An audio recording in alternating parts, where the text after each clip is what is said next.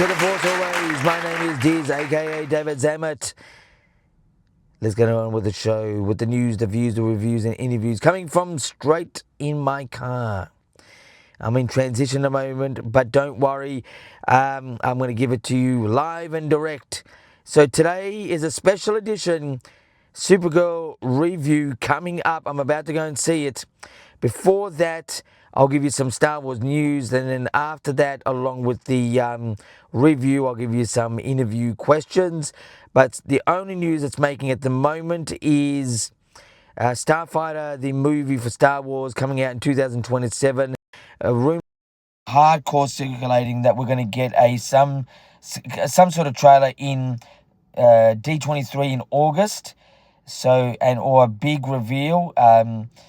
It would be the only other possibility is if it goes with Spider-Man, a brand new day trailer. That's the only other possibility. But I reckon D23 is going to be the big reveal, and there's lots of rumors happening in the last day, and probably before that, but in the last day. Anyway, so I'm about to head out and watch Supergirl. So stay tuned as I shortly give you a review.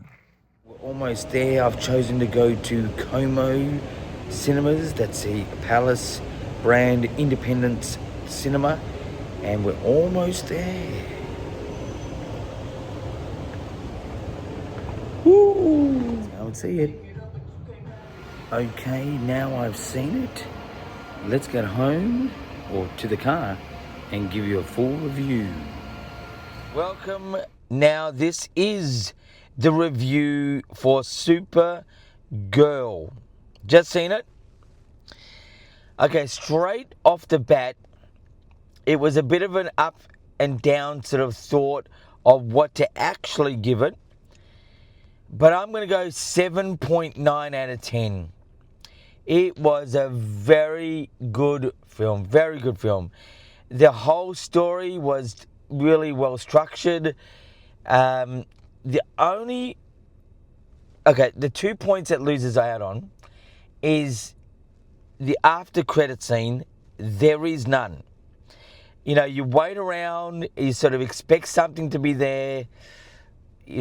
Come on. That's a real letdown. It's like now you sort of got this psychology of, oh, should I stay or should I not? Should I stay? Should I not? Is it good or is it worth it? That was a bit of a disappointment. Look, DC, Marvel, it's standard. This one had nothing. Sort of keeps the film as a film, which is great, but, that was there needed to be something. The inclusion of having Superman in the film was great. The only other part, I should say, that was partial letdown, there was no real emotional connection from the get-go. Now, the actual setup was great in having, I won't give him much of a spoiler, but just a little bit of a spoiler.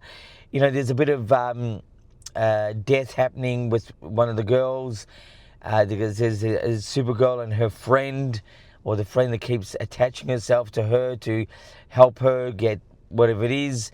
And there's no real deep core emotional sort of connection that I thought, but it was still a good setup. It just could have had a bit more of a, drawing the audience in a bit more. I thought the inclusion of, going back to Superman, the modern day latest version, I thought that was great. I thought he wouldn't fit the film really well because he's a very clean cut, neat nerd type sort of guy, and that's being in a nice way about it. I think I like him. It suited. They sort of had a great chemistry. Also, there's a lot of aliens in this. If anyone is going to pick on this, I think they're going to say this is the Guardians of the Galaxy version of Superman or Supergirl or DC. I took it on as a real big Cantina band hangout in Star Wars, but a bit more animated looking aliens, almost some of them looked a little bit Men in Black, but even when they did, they still look really good. I thought it was really. The inclusion of a lot of aliens is what you don't expect seeing in the trailers. You just think it's going to be a real gritty sort of action type film, and it is. But the inclusion of the sort of animated aliens. When I say animated, just the sort of feel they give you. I thought they were good. But it is a little bit distracting because they look a little bit Men in Black sort of style. But I think it worked. I think that the Millie Alcock, the Supergirl, I thought she was the perfect choice. And just as a fun fact, she is Australian. Some interviews you've probably heard her with an American accent. Some interviews you've heard her with an English accent. And some in Australian. I think it's sort of maybe a vibe that she gets with a particular interviewer, but she does live in the UK. She obviously spent a bit of time in America doing this type of film and stuff like that, and coming from Australia, well, there you go. The accents sort of go up and down. I don't think it's a big concern, in real life versus the actual story of Supergirl, but it was, it was a really enjoyable sort of thing. It just misses out to be an 8, meaning that would be great.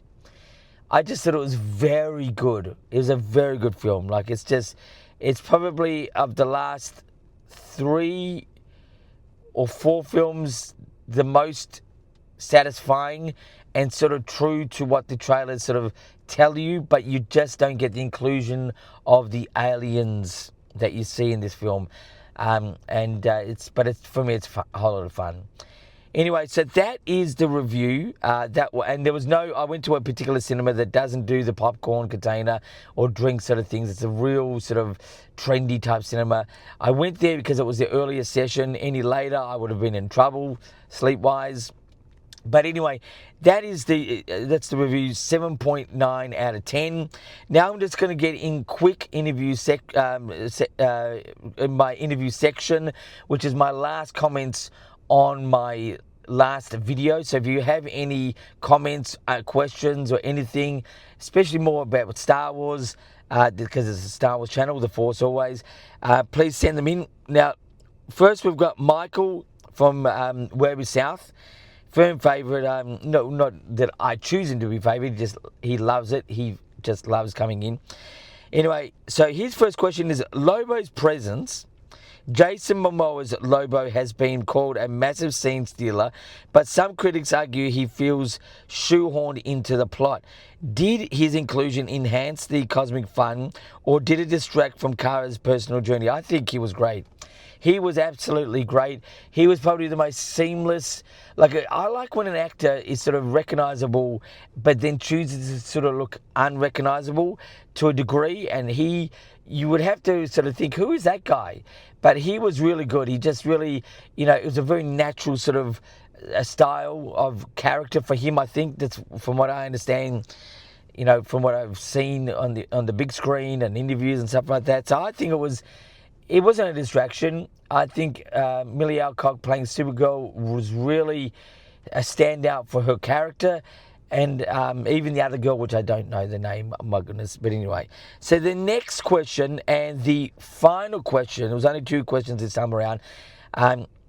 Anyway, from Michael from Werribee South, flat villain, the villain, creme of the Yellow Hills, Matthias Skocinharts. I butchered that name, but anyway, has been widely critiqued as a basic one-dimensional bad guy. Does a character-driven movie like this, a complex villain, or does it need a simple driving force villain work just fine? Look, this simple type of villain, he was a little bit simple, but it worked. It probably, look, as I said before in my review, I think the emotional storyline, which I had from the very start, which was really good, it just needed to connect to the actual audience, including myself, a bit more emotional. We knew elements, and that was it. And it sort of go, well, okay, there's going to be a bit of a story to this, and that's it. It's the only time I've really felt from the start, and the greatest setup ever in a revenge film, in my opinion, is Rocky 4. You really want that guy, who killed Apollo Creed, to go down, especially by the end. But anyway, going back to the film, I think he was a good character. He had a great acting ability. He had great sort of character ideas. I like the look of him. I don't think he's the most iconic villain ever, but I'd say he's pretty close. I don't know if we're going to remember him in future things, maybe just down the line with more DC stuff. But yeah, I think it was good. Anyway, that is the interview section. That is the show this time around. Yes, I've been a little bit distracted this week, and still am for the coming days in transition. I've just had an absolute really life admin sort of week. I am really 3 or 4 times a week. This week is probably going to be a bit less. But send in your questions, to the YouTube channel. I don't really do Instagram and X and TikTok and things like that, if that's all a thing, I don't know. At the moment, anyway, just at the moment, just send them into the last particular video, which now this will be the one. And, subscribe to the channel. The Force Always. I'm here at usually 3 to 4 times a week. But for now, that is the show. And as I usually say, until next time, my friends, keep rocking.